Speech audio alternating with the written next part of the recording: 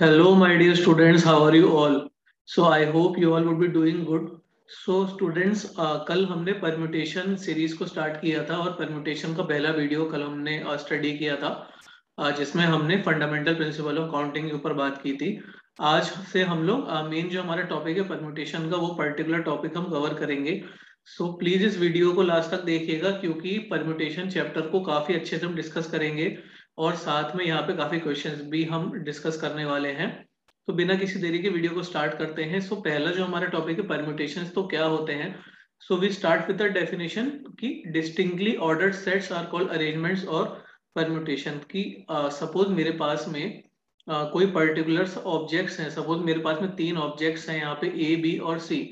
सो इनके जितने भी अरेंजमेंट पॉसिबल हैं, इनके जो भी नंबर ऑफ अरेंजमेंट्स हैं मेरे, उन सारे अरेंजमेंट्स को मैं क्या कहूंगा, उन सारे अरेंजमेंट्स को मैं कहूंगा परम्यूटेशन। और यहाँ पे स्टूडेंट्स, जो बहुत इंपॉर्टेंट बात है वो ये है कि यहाँ पे जो ऑर्डर होता है वो इंपॉर्टेंट होता है। Okay, so order is important and order is taken into consideration.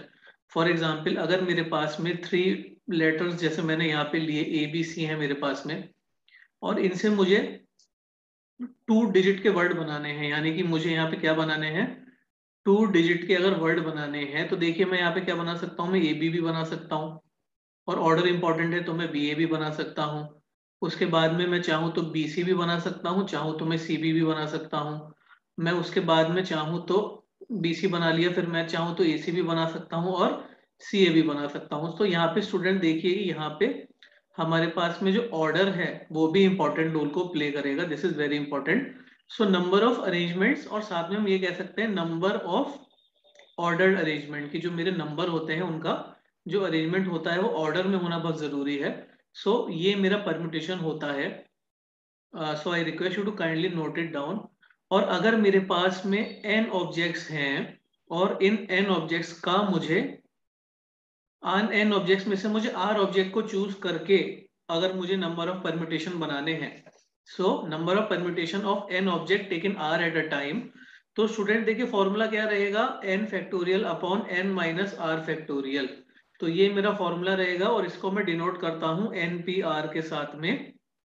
N p r is equal to n factorial upon n minus r factorial, where n जो हो गए मेरे नंबर ऑफ ऑब्जेक्ट्स हो गए और आर जो हो गए मेरे नंबर ऑफ पोजीशंस हो गई। So I request you to kindly pause and kindly note this formula. This formula is important and this is gonna help us in our questions. So जो हमारा permutation का formula है, यहाँ पे order बहुत important है। इस बात को ध्यान रखना है स्टूडेंट्स कि order बहुत important रोल प्ले करेगा हमारे पूरे permutations के अंदर। So now मैं एक छोटा सा एग्जाम्पल स्टूडेंट इसका लेता हूँ कि सपोज में मेरे पास में स्टूडेंट्स, मेरे पास में मेरे पास में सपोज करिए पेन्स हैं। मेरे पास में 5 पेन्स हैं और मेरे को उन 5 पेन से 3 पेन का सेट बनाना है। 5 पेन से मेरे को 3 पेन का सेट बनाना है। तो इसका जो मेरा आंसर हो जाएगा, नंबर ऑफ सेट्स जो मेरे पॉसिबल होंगे, नंबर ऑफ सेट्स की अगर मैं बात करूं कि जो मेरे नंबर ऑफ सेट्स होंगे, वो स्टूडेंट्स क्या हो जाएंगे, उसका फॉर्मूला हो जाएगा सिंपली 5p3। और इसको मैं चाहूँ तो ऐसे भी लिख सकता हूँ 5 फैक्टोरियल अपॉन 5 - 3, यानी कि 2 फैक्टोरियल। सो स्टूडेंट यहाँ पे मेरा जो आंसर आ जाएगा, वो 5 फैक्टोरियल को खोलूंगा तो 5 × 4 × 3 × 2 फैक्टोरियल अपॉन 2 फैक्टोरियल। तो देखिए 2 फैक्टोरियल से 2 फैक्टोरियल कैंसिल हो जाएगा। 5 × 4 = 23 था, मेरे पास जो आंसर आएगा टोटल आएगा 60, यानी कि मेरे पास 60 पेन बन जाएंगे। सो देखिए मैं एक बार क्वेश्चन दोबारा बताता हूँ कि मेरे पास में 5 पेन थे और मेरे को उन 5 पेन से मेरे को 3 पेन का सेट बनाना था। तो 5p3 से मैं इसे सॉल्व कर सकता हूँ 5 फैक्टोरियल अपॉन 2 फैक्टोरियल। तो इसका आंसर आ जाएगा 60, मेरे पास 60 पेन बनेंगे। और स्टूडेंट देखिए, अगर थ्री, इसका एक अल्टरनेट मेथड ये भी है कि अगर 3 पेन का सेट बनाना है तो पहली पोजीशन में फिल करने के लिए मेरे पास 5 पेन की चॉइसेस होंगी, दूसरे को फिल करने के लिए 4 पेन की चॉइस होंगी और तीसरे को फिल करने के लिए 3 पेन की चॉइस होंगी। तो आंसर मेरा क्या आएगा स्टूडेंट्स, आंसर मेरा 60 आएगा। वीडियो को नोट करिए और इस क्वेश्चन को आप कॉपी करिए। This is very important. अभी हम स्टूडेंट्स आगे बढ़ते हैं और हम नेक्स्ट चीज अभी डिस्कस करते हैं यहाँ पे। ये हमारा जस्ट चैप्टर का भी हमने स्टार्ट किया है। हम परम्यूटेशन को भी और डिटेल में स्टूडेंट स्टडी करेंगे। So let's move forward. तो जैसे कि अभी हमने फैक्टोरियल की बात करी यहाँ पे, तो देखिए फैक्टोरियल हमारे पास में स्टूडेंट्स क्या होता है, n फैक्टोरियल मेरे पास क्या होगा students, n into n minus one into n minus two up till 1। मतलब कि अगर मेरे को किसी पर्टिकुलर नंबर का फैक्टोरियल निकालना है तो मैं उस पर्टिकुलर नंबर में से एक डिजिट कम करता जाऊंगा और रिपीटेड मल्टीप्लीकेशन कहाँ तक करूंगा, मैं करूंगा उसका 1 तक रिपीटेड मल्टीप्लीकेशन करूंगा। सो मैं फैक्टोरियल को स्टूडेंट चाहूँ तो मैं एक बार ऐसे डेफिनेशन भी इसकी लिख देता हूँ। फैक्टोरियल क्या होगा मेरा, repeated multiplication of a number in decreasing order, repeated multiplication of a number। Suppose मेरे पास 6 फैक्टोरियल है तो मैं उसे 1 से बार बार एक पर्टिकुलर नंबर कम करता जाऊंगा और 1 तक मैं इसे मल्टीप्लाई करूंगा टिल 1 तक मैं इसे मल्टीप्लाई करता जाऊंगा। फॉर एग्जाम्पल अगर मेरे पास 5 फैक्टोरियल है तो मेरे पास दिया हुआ ये student 5 into 4 into 3 into 2 into 1। अगर 10 फैक्टोरियल है तो 10 से चालू करेंगे, 10 इंटू 9 इंटू 8 इंटू 7 और 1 तक जाके इसे मल्टीप्लाई करेंगे। सो ये मेरा फैक्टोरियल नोटेशन होता है। ये जो मेरा साइन होता है स्टूडेंट, एक्सक्लेमेटरी टाइप का जो साइन होता है, ये मेरा साइन ऑफ फैक्टोरियल होता है, साइन ऑफ फैक्टोरियल रिप्रेजेंटेशन मेरा ये होता है। अब एक छोटा एग्जांपल है इसमें कि in how many ways can 6 people be arrange in a row. कि अगर मेरे पास में एक रो है तो वहां पे 6 पीपल को मैं कैसे बिठा सकता हूँ। तो देखिए 1 2 3 4 5 6, बहुत ध्यान से देखिएगा स्टूडेंट्स कि जो पहला प्लेस है उसे फिल करने के लिए मेरे पास 6 तरीके हैं, क्योंकि मैं 6 में से कोई भी बंदा यहाँ बिठा सकता हूँ। तो मैंने यहाँ पे एक बंदे को बिठा दिया। अब अगर एक बंदा बैठ गया तो बाकी की जो पोजीशन है सेकंड पोजीशन पे बैठाने के लिए तो मेरे पास 5 ही लोग बचे, तो यहाँ पे 5 आ गया। फिर उसके बाद जो थर्ड पोजीशन है वहां पे बिठाने के लिए मेरे पास 4 लोग बचे, वहां पे 4 आ गया, सिमिलरली 3, फिर 2 और लास्ट में बैठाने के लिए तो मेरे पास एक ही बचा। तो ये मेरे पास स्टूडेंट 6 फैक्टोरियल हो जाएगा और 6 फैक्टोरियल की वैल्यू मेरे पास स्टूडेंट 720 होती है। सो जो टोटल नंबर ऑफ वेज होंगे मेरे वो यहाँ पे आ जाएंगे student 720। This will be my answer. So students आप फैक्टोरियल को नोट कर सकते हैं यहाँ पे और इस पर्टिकुलर क्वेश्चन को भी कॉपी कर सकते हैं। So now we move ahead. इसको हमने पढ़ने के बाद अभी हम आगे बढ़ते हैं। सो स्टूडेंट्स अभी नेक्स्ट जैसे हमने यहाँ पे दिया हुआ है हमें एक और क्वेश्चन हमारा नीचे है। तो वो क्वेश्चन देखिए स्टूडेंट्स क्या कहता है कि suppose how many arrangements are possible if only 3 of them are chosen. मतलब कि अब मैं ये कहना चाह रहा हूँ स्टूडेंट्स कि मेरे पास में पहले 6 बंदों को मुझे बिठाना था। अभी मेरे पास जो सीट्स हैं, अभी मेरे पास जो सीट्स हैं वो कितनी बची स्टूडेंट्स, अभी मेरे पास ओनली 3 सीट्स हैं। तो देखिए 1 सीट 2 सीट और 3 सीट। अब पहली सीट पे बिठाने के लिए तो 6 ही लोग हैं। अब अगर एक बंदा बैठ गया तो बाकी की जो 2 सीट बची, सेकंड सीट पे बैठाने के लिए अभी भी मेरे पास 5 चॉइसेस हैं और थर्ड सीट पे बैठाने के लिए मेरे पास 4 चॉइसेस हैं। तो इसका आंसर स्टूडेंट्स क्या आ जाएगा, मेरा आंसर आ जाएगा इसका 120। यानी कि अगर मेरे पास 3 सीट्स हैं तो इसको मैं बैठा सकता हूँ 6 इंटू 5 इंटू 4 यानी कि 120 वेज में। So I request you to kindly note this, कैसे हमने इसको कर रहे हैं स्टूडेंट्स। अभी हम आगे बढ़ते हैं। तो परम्यूटेशन तो अभी हमने स्टूडेंट कर ही लिया है। सो नाउ स्टूडेंट देखिए जैसे कि एक क्वेश्चन है कि a math debating team consist of 4 speaker, कि भाई मैथ्स की डिबेट हो रही है और we have 4 speaker. So in how many ways can all 4 speaker be arrange in a row for a photo. अब मेरे को जो 4 लोग हैं चारों की फोटो लेनी है। तो स्टूडेंट्स देखिए यहाँ पे हमने क्या किया, 4p4 लगा दिया, यानी कि अब मेरे पास देखिए 4 जगह है बैठाने के लिए। तो अब मैं जो पहला स्पीकर है पहली पोजीशन पे बैठाने के लिए मैं चारों में से कोई भी स्पीकर को बैठा सकता हूँ। तो मैंने एक स्पीकर को पहली सीट पे बैठा दिया। अब दूसरी सीट के लिए मेरे पास 3 चॉइसेस बची, वहां पे मैंने दूसरे बंदे को बैठा दिया। तीसरी सीट के लिए 2 ही चॉइसेस बची और आखिरी सीट के लिए तो केवल एक ही चॉइस बची। तो टोटल की बात करूं तो 4 इंटू 3 इंटू 2 इंटू 1 मेरे पास क्या हो जाएगा, टोटल नंबर ऑफ अरेंजमेंट्स मेरे पास आ जाएंगे 24। और यहाँ मैं स्टूडेंट्स अगर 4p4 भी लगाऊंगा तो भी मेरा आंसर क्या आएगा स्टूडेंट्स, 24 ही आएगा। सो इन दिस वे हम अपने क्वेश्चंस को अटेम्प्ट कर सकते हैं। सो ये एक मेरा क्वेश्चन था परम्यूटेशन का, तो आप इस क्वेश्चन को नोट कर सकते हैं जैसे हमने इस क्वेश्चन को किया। सो अभी हम स्टूडेंट्स आगे बढ़ते हैं अपना। अब जैसे स्टूडेंट क्वेश्चन है कि हमारे पास में a flutter of a flutter on the horses, there are 7 horses in a race, so in how many different order can the horses finish। कि अब ये जो मेरे पास horses हैं वो कैसे finish कर सकते हैं। सो स्टूडेंट देखिए, अगर 7 हॉर्सेज हैं तो मेरे पास रैंक भी 7 आएगी।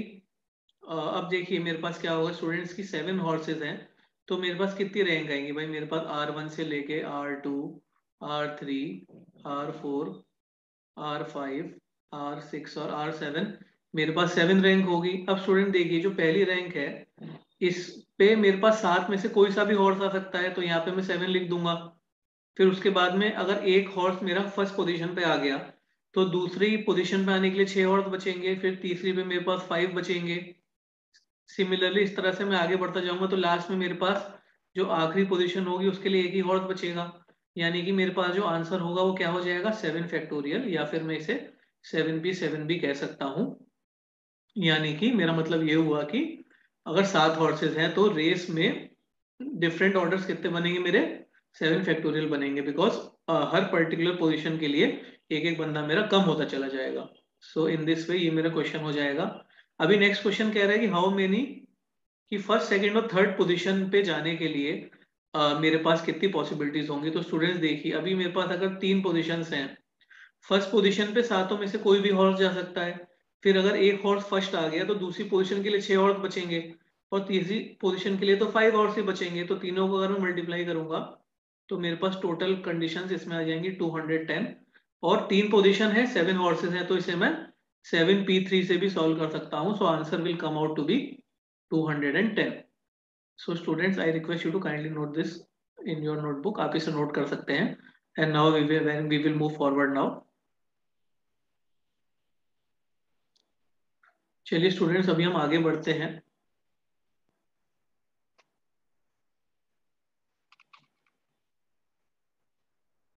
अब स्टूडेंट्स, अभी जो नेक्स्ट चीज हम पढ़ने वाले हैं वो है परम्यूटेशन विथ रिस्ट्रिक्शन। कि जैसे अभी हमने जो परम्यूटेशन पढ़ा उनमें कोई रिस्ट्रिक्शन नहीं थे, मतलब कोई भी जो बंदा था, कोई भी पर्टिकुलर पर्सन था, वो कहीं भी जाके बैठ सकता है। बट यहाँ पे अभी रिस्ट्रिक्शन लगा दिया है, जैसे कि क्वेश्चन कह रहा है कि in how many ways can 5 boy and 4 girl be arrange on a bench if there are no restriction. मतलब कि देखिए बेंच है और बेंच के ऊपर मुझे 5 बॉयज और 4 गर्ल्स को बिठाना है, और अगर कोई रिस्ट्रिक्शन नहीं है तो स्टूडेंट 9p9 लग जाएगा, या 9 फैक्टोरियल लगा देंगे, क्योंकि हर पोजीशन पे बैठने के लिए मेरे पास देखिए, अगर मैं 9 सीट्स बनाऊं तो पहली पोजीशन में मैं 9 में से किसी एक को बिठा सकता हूँ, फिर 8, फिर 7, फिर 6, ऐसे करते करते मेरे पास स्टूडेंट्स लास्ट वाला जो पोजीशन होगी उसके लिए एक ही बंदा बचेगा। सो टोटल 9 फैक्टोरियल है, मतलब मैं बॉयज और गर्ल्स को यहाँ पे साथ में भी बिठा सकता हूँ। पहले मेरा बॉय भी बैठ सकता है या गर्ल भी बैठ सकती है, तो मेरा पूरे 9 अरेंजमेंट, पहली पोजीशन के लिए पूरे 9 लोग अवेलेबल होंगे इसलिए 9, सेकंड पोजीशन के लिए 8 लोग अवेलेबल होंगे इसलिए 8। इस तरह से मैं करूंगा तो 9p9 आ जाएगा। अब स्टूडेंट्स ये क्या कह रहा है कि मेरे पास जो है बॉयज एंड गर्ल्स को अब मुझे कैसा बिठाना है, अब मुझे अल्टरनेट बिठाना है। तो स्टूडेंट देखिए, अब यहाँ पे क्वेश्चन थोड़ा सा ट्रिकी हो जाता है, क्वेश्चन थोड़ा सा चेंज हो जाता है। अभी क्वेश्चन क्या कह रहा है कि मुझे अब यहाँ पे क्या करना है, गर्ल्स और बॉयज को अल्टरनेट बिठाना है। तो स्टूडेंट देखिए, जब अल्टरनेट बिठाएंगे हम गर्ल्स और बॉयज को, तो आप देखिए कि यहाँ पे बॉयज तो 5 हैं और गर्ल्स मेरे पास 4 है। तो मैंने पहले बॉय को बिठा दिया, फिर थर्ड में बॉय को बिठा दिया, फिर बॉय को बिठा दिया, फिर फिफ्थ में, फिर सेवेंथ में, फिर नाइन्थ में मैंने बॉय को बिठा दिया। और जो बची, जो मेरी गर्ल्स बची, उनको मैंने क्या करा, अब भाई अगर बॉयज और गर्ल्स अल्टरनेट बैठेंगे तो गर्ल्स को मैं बॉय, 2 बॉय के बीच में गर्ल को बिठा दूंगा। तो स्टूडेंट्स अभी आप ये देखिए कि ये जो पहली पोजीशन होगी बी की पोजीशन, इसको फिल करने के लिए तो मेरे पास 5 बॉयज ही है ना, क्योंकि मैं यहाँ पे गर्ल नहीं बिठा सकता। This is very important student, यहाँ पे मैं गर्ल नहीं बिठा सकता, इसलिए यहाँ पे मेरे पास कितनी चॉइसेस हुई, 5 चॉइसेस। और सेकंड पोजीशन में जो गर्ल है उस गर्ल को बैठाने की मेरे पास कितनी चॉइस हुई, यानी कि मैं 4 में से कोई एक गर्ल चूज करूंगा, इसलिए मेरे पास 4 चॉइस हुई। अब स्टूडेंट्स, एक बॉय और एक गर्ल जब बैठ जाएगा तो मेरे पास जो यहाँ पे नंबर ऑफ कंडीशंस बनेंगी वो 4 बनेंगी, क्योंकि अब मेरे पास थर्ड पोजीशन पे बैठाने के लिए 4 बॉयज बचे, और उसके बाद में जो गर्ल बची मेरे पास वो बची 3। सिमिलरली अगर मैं आगे मल्टीप्लाई करूंगा तो मेरे पास आंसर आ जाएगा 5 फैक्टोरियल इंटू 4 फैक्टोरियल, या मैं इसे 5p5 इंटू 4p4 भी कह सकता हूँ। कि मैं पहले बॉयज का अलग अरेंजमेंट करूंगा, गर्ल्स का अलग अरेंजमेंट करूंगा, और उन दोनों को मैं क्या कर दूंगा स्टूडेंट्स, मैं मल्टीप्लाई कर दूंगा आंसर को लाने के लिए। So my answer will be 5 factorial into 4 factorial, या फिर मैं इसे 5p5 इंटू 4p4 भी कह सकता हूँ, बिकॉज यहाँ पे मुझे दोनों को अल्टरनेट बिठाना था। सो इन दिस वे ये हम क्वेश्चन को सॉल्व करेंगे। अभी हम इसको आगे मल्टीप्लाई करेंगे तो हमारा आंसर भी आ जाएगा। In this way we can do this. Now we will move forward. Section के जो क्वेश्चंस हैं students, now we will discuss about more questions.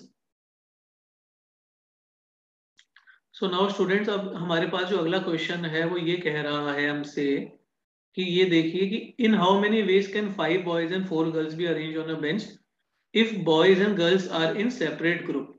अब ये कह रहा है कि boys and girls separate group है। तो स्टूडेंट्स इस क्वेश्चन को ध्यान से देखिएगा, मैं यहाँ पे लिखता हूँ।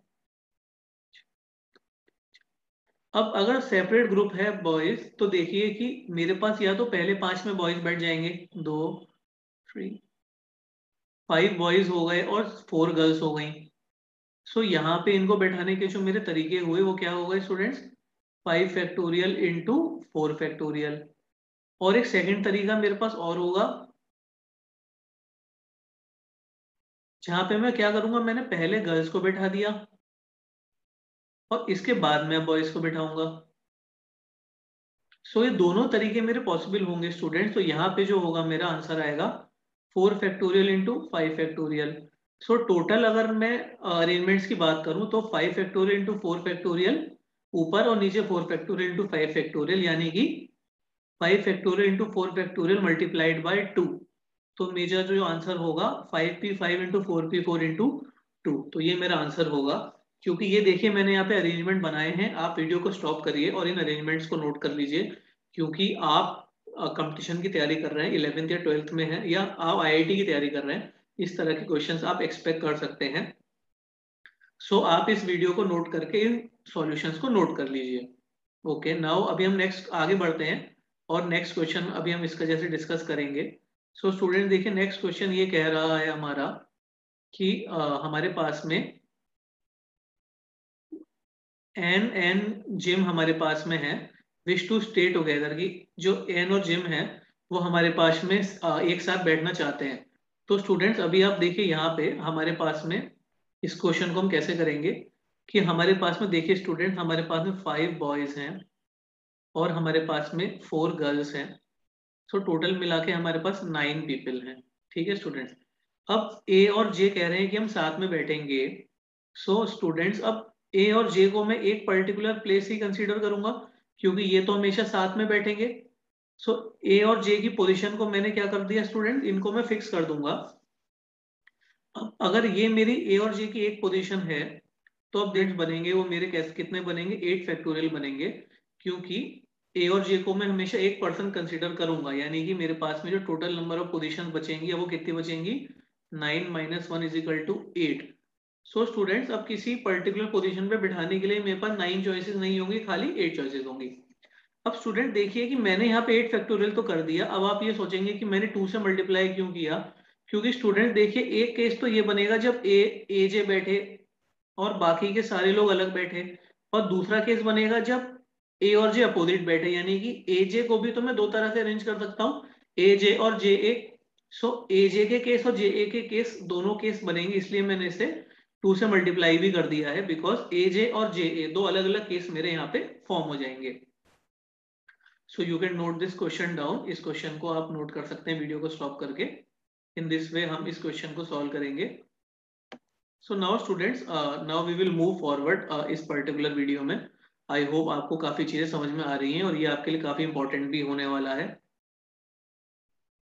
अब स्टूडेंट्स हमारे पास में आता है एक बहुत इंपॉर्टेंट टॉपिक, और ये हमारा जो टॉपिक है ये टॉपिक है अरेंजमेंट विद रिपीटिशंस का। कि if we have n elements of which x are alike of one kind, y are alike of another kind, z are alike of another kind, तो नंबर ऑफ ऑर्डर जो होंगे हमारे n factorial upon x factorial, y factorial, z factorial. तो मैं इसको थोड़ा explain करता हूँ कि सपोज करिए कि मेरे पास 10 टाई हैं, ठीक है, और इन टाई में 10 टाई में से मेरे पास जो 4 टाई हैं वो मेरे पास कैसी हैं, वो मेरे पास ब्लू हैं। फिर मेरे पास 3 टाई हैं, वो मेरे पास कैसी हैं, वो मेरे पास रेड हैं। और बाकी की जो मेरे पास 3 टाई बच रही हैं वो मेरे पास में कैसी हैं, ब्लैक हैं। तो स्टूडेंट्स अभी देखिए कि एक्स यानी कि 4 टाई ब्लू हैं, 3 टाई रेड हैं और 3 टाई मेरे पास ब्लैक हैं। तो इनका जब मैं अरेंजमेंट निकालूंगा स्टूडेंट्स तो वो क्या होगा, 10 factorial upon 4 factorial into 3 factorial into 3 factorial, because मेरे पास यहाँ पे जो टाई है ये हो गया मेरा total number of total permutation जो मेरे यहाँ पे आएंगे वो क्या आएंगे students, 10 factorial upon 4 factorial into 3 factorial into 3 factorial, because देखिए फॉर्मूले में n फैक्टोरियल नीचे ऊपर आएगा और x y z जो अलाइक थे वो मैंने क्या करा, उनको डिनोमिनेटर में लेके उन्हें डिवाइड कर दिया। सो इन दिस वे हम इन क्वेश्चंस को सॉल्व करेंगे, क्योंकि जो चार टाई हैं उनके अरेंजमेंट्स तो एक ही बनेंगे क्योंकि चारों टाई एक जैसी होंगी, इसलिए हम उसे 4 फैक्टोरियल से डिवाइड कर देंगे, और 3 टाई अलग हैं और बाकी की 3 टाई भी मेरी अलग है। सो रिपीटिशन के केस में मैं स्टूडेंट्स इस फॉर्मूले का यूज करूंगा। सो दिस फॉर्मूला मैं इसके ऊपर लिख भी देता हूँ कि this formula is very important, आपको रिपीटिशन के क्वेश्चंस को सॉल्व करने के लिए काफी हेल्प मिलेगी। So please pause the video and note this particular formula, और जो मैंने अभी टाई का एग्जाम्पल बताया इसको भी आप नोट करिए अभी वीडियो को पॉज करके। So now we will move forward students, इसको करने के बाद अभी हम आगे बढ़ते हैं, और अभी जो स्टूडेंट्स हमारा नेक्स्ट टॉपिक है वो टॉपिक है हमारा कि जैसे कि अब मेरे पास में एक वर्ड है स्टूडेंट्स, एक क्वेश्चन आता है। सो ये क्वेश्चन है स्टूडेंट्स की अरेंजमेंट विद रिपीटिशन में, how many different arrangements of word Parramatta are possible, कि भाई परामट्टा में से मेरे पास कितने वर्ड पॉसिबल हैं। तो स्टूडेंट्स आप देखिए कि यहाँ पे आर की बात करूं तो मेरे पास 2 तो आर आ रहे हैं, अगर मैं ए की बात करूं तो यहाँ पे मेरे पास 4 ए हैं, 4 ए आ रहे हैं, और अगर मैं यहाँ पे टी की बात करूं तो मेरे पास 2 टी भी आ रहे हैं। तो जो टोटल परम्यूटेशन हो जाएंगे स्टूडेंट्स वो हो जाएंगे 10 factorial upon 4 factorial into 2 factorial into 2 factorial.